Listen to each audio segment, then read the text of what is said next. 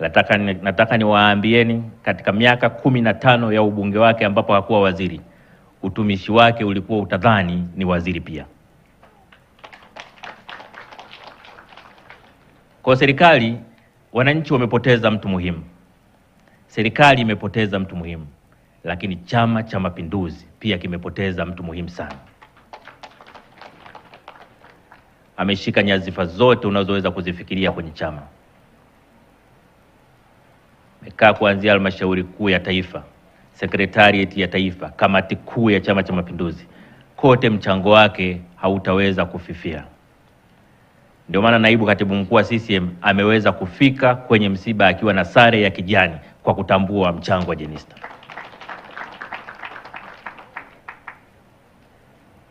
Sisi kama serikali tutaendelea kuenzi mchango wa Jenista kwa kuendelea kutambua kwamba Chama cha Mapinduzi na serikali zake lazima viendelee kuwa watetezi wa wananchi wa chini.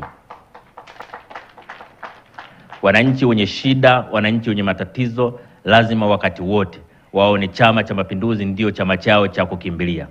Ikishafika mahala wananchi wanashindwa kwenda kusema matatizo yao kwa viongozi wa chama au viongozi wa serikali ya CCM, maana yake ni kwamba utetezi wetu kwa wananchi umechuja, wananchi wamechoka. Naomba viongozi wote wa serikali wahakikishe kwamba wananchi wa kawaida ndio wanakuwa kipaumbele chao katika maisha ya kila siku.